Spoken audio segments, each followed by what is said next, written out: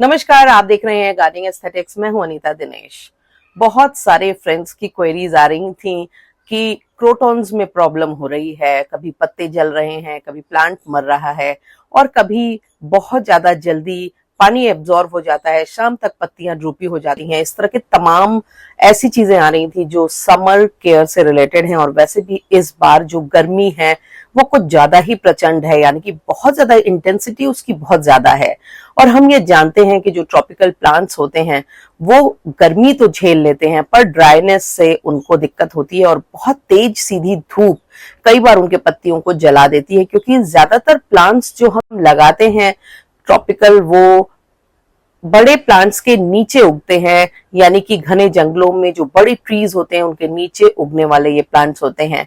ऐसे में in plants को आदत होती है फिल्टर होकर के आती हुई धूप को सहने की। का क्वांटम ज्यादा हुआ तो प्लांट का बर्न की पत्तियों का बर्न होना बहुत ज्यादा देखा जाता है। तो ऐसे में बहुत सारे लोग ये पूछ रहे हैं कि करना क्या चाहिए, क्या करें, कैसे करें।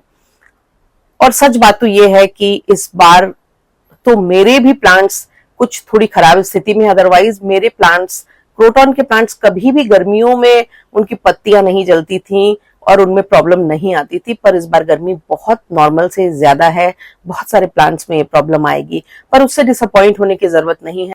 जरूरत है प्लांट्स को जिंदा रखिए और जैसे ही बारिश का मौसम आएगा आपका प्लांट फिर से ग्रोथ पकड़ लेगा, हरा भरा हो जाएगा। क्रोटन प्लांट के हर एस्पेक्ट पर मेरे वीडियोस हैं और जिनका लिंक आपको इस वीडियो में मैं टाइम टू टाइम देती चलूंगी। ऑलमोस्ट क्रोटन की हर बात मैंने अपने वीडियोस में समझाई है, जिसको आप देख के समझ सकती हैं। इसीलिए मैंने ये सोचा कि इस वीडियो को एक व्लॉग की तरह शूट कर लूं, क्योंकि कई बार ऐसा होता है कि बहुत सारे लोग सर्च नहीं कर पाते हैं वीडियोस को पुराने, इसलिए उनको दिक्कत आती है। वीडियो में समर केयरिंग के अपने एक्सपीरियंस को आपके साथ साझा करूं, क्रोटन से रिलेटेड नॉलेज को भी ब्रश अप कर सकते हैं और मेरे प्रैक्टिकल नॉलेज का फायदा उठा सकते हैं। सबसे पहली चीज तो, जब इतनी ज्यादा गर्मियां पड़ रही हैं तो जब आप सुबह पानी डालेंगे तो अक्सर ऐसा होगा प्लांट किसी भी डायरेक्शन में रखा है उसमें पानी सूखेगा। सबसे पहले तो मैं बता देती हूँ, इतनी गर्मी में साउथ में तो क्रोटन को रखना ही नहीं है, क्योंकि सीधी धूप जो होती है वो इतनी ज्यादा क्रोटन के लिए खराब होती है,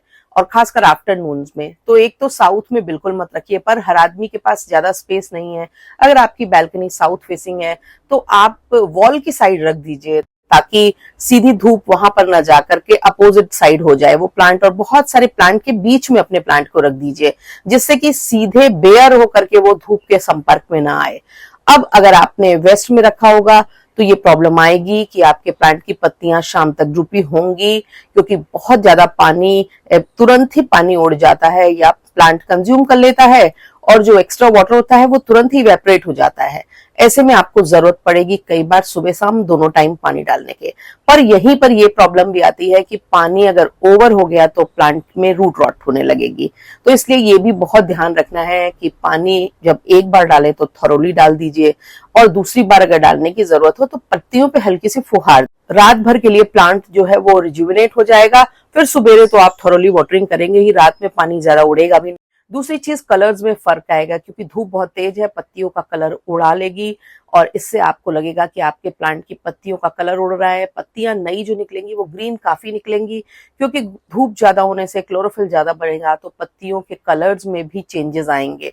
तो उसको लेके भी परेशान होने की जरूरत नहीं है। जैसे ही मॉडरेट होगा सन, जैसे ही बारिश का मौसम आएगा, पत्तियों में कलर अपने आप ही उभर करके सामने आने लगेंगे। पर अगर आपने नॉर्थ में और ईस्ट में रखा है तो आपको हमेशा ये ध्यान रखना होगा, नॉर्मली क्रोटॉन्स नॉर्थ में उतने अच्छे चलते नहीं हैं, पर इस समय जो इतनी धूप है तो आप अपने साउथ के प्लांट को नॉर्थ में ले जा सकते हैं, वेस्ट के प्लांट को नॉर्थ में ले जा सकते हैं। नॉर्थ में भी इतना उजाला, इतनी लाइट मिल रही है कि आपका क्रोटॉन अच्छे से चल सकता है, पर पानी उतना ज्यादा कंज्यूम नहीं होगा। तो इसलिए जब तक ऊपर टॉप इंच का पानी सूखा ना हो आप वाटरिंग ना करें। ईस्ट में भी यही चीज है कि आप सुबह पानी कर देंगे तो आपको शाम को देखना पड़ेगा, हो सकता है आपको जरूरत ना पड़े।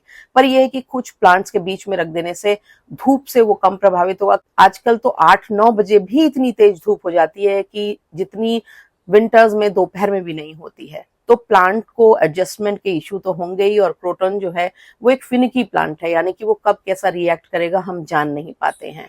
तीसरी चीज, बहुत सारे लोग ये पूछते हैं कि प्लांट नर्सरी से लाए थे, रिपोर्ट कर दें। अगर आपने उसे बड़े पॉली बैग में, कैरी बैग में, ब्लैक कलर के पॉट में लाया हुआ है, बिल्कुल भी आप उसको अभी रिपोर्ट मत करिए। ये उसके लिए बेहतर समय नहीं है, क्योंकि आपका प्लांट 90% चांसेस है कि वो रिपोर्टिंग शॉक में चला जाए, चाहे आप कितनी भी स्मार्टली बिना रूट बॉल को डिस्टर्ब किए हुए प्लांट को रिपोर्ट करेंगे। इसलिए इस समय रिपोर्ट मत कीजिएगा। 15-20 दिनों के बाद है, मानसून जब आ जाएगा तो आप उसको आराम से बेधड़क रिपोर्ट करेंगे, और उस प्लांट में प्रॉब्लम इसलिए नहीं आएगी क्योंकि वो इनके लिए आइडियल वेदर होगा, यानी कि हॉट वातावरण भी होगा और ह्यूमिडिटी का लेवल भी बहुत अच्छा रहेगा।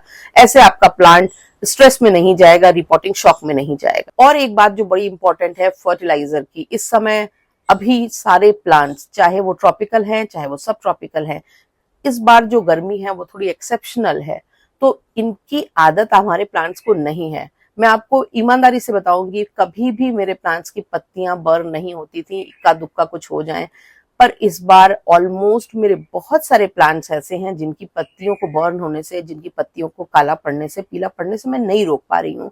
और जबकि पानी भी सब समय पड़ रहा है और सही डायरेक्शन में भी रखे हुए हैं, पर ऐसा इसलिए नहीं हो पा रहा है क्योंकि जब बहुत ज्यादा नेचर जो है वो एकदम से हार्श हो जाएगा तो हम इंसान कुछ नहीं कर सकते हैं। मेरे बहुत सारे फ्रेंड्स ऐसे हैं जिन्होंने ग्रीन नेट के नीचे प्लांट रख रखे हैं, वो भी परेशान है क्योंकि उनकी भी पत्तियां पीली पड़ रही हैं, जल रही हैं। क्योंकि उससे समस्या क्या आती है कि कई बार ग्रीन नेट की वजह से और ज्यादा गर्म हो जाता है अंदर, क्योंकि वेंटिलेशन प्रॉपर नहीं होता है और प्लांट को वेंटिलेशन की भी जरूरत है। तो इस बात को भी ध्यान रखना है कि इस समय कोई फर्टिलाइजर नहीं डालना है, प्लांट के पास एनर्जी नहीं है उस फर्टिलाइजर को कंज्यूम करने की, वो अपनी पूरी ताकत इस विपरीत मौसम से लड़ने में लगा रहा है, तो इसलिए फर्टिलाइजर की जरूरत नहीं है। फर्टिलाइजर लगाना अवॉइड करें। क्रोटोन खरीदने का जो बेस्ट सीजन होता है वो मार्च अप्रैल होता है, और या फिर अभी बारिश के दिनों में आप क्रोटोन के प्लांट ला सकते हैं, उनको आराम से रिपोर्ट कर सकते हैं, उनको बड़े प्लांटर्स में भी लगा सकते हैं। क्रोटोन के बहुत सारी प्लांटों की जो ब्रीड होती है वो बड़े प्लांट्स होते हैं, उनको बड़े प्लांटर्स में लगाइए। जो एकदम छोटे आप लाते हैं, और अगर पॉली बैग में है तो छोटे पॉट्स में 8 से 10 इंच के पॉट उनके लिए सफिशिएंट है। पर मैंने अक्सर ये देखा है कि थोड़े से बड़े पॉट में लगाने का फायदा ये होता है कि उसमें आप मॉइस्चर मेंटेन रखने में सफल हो जाते हैं और उसमें प्लांट के लिए पर्याप्त नमी हो जाती है। और एक बड़ी इंपॉर्टेंट चीज है कि आप अपने क्रोटोन को वॉल की साइड रखिए, क्योंकि अभी जो लू चलती है वो इनके मॉइस्चर को भी उड़ाती है, इनकी पत्तियों को जलाती भी है, और कई बार आपका प्लांट मर भी जाता है।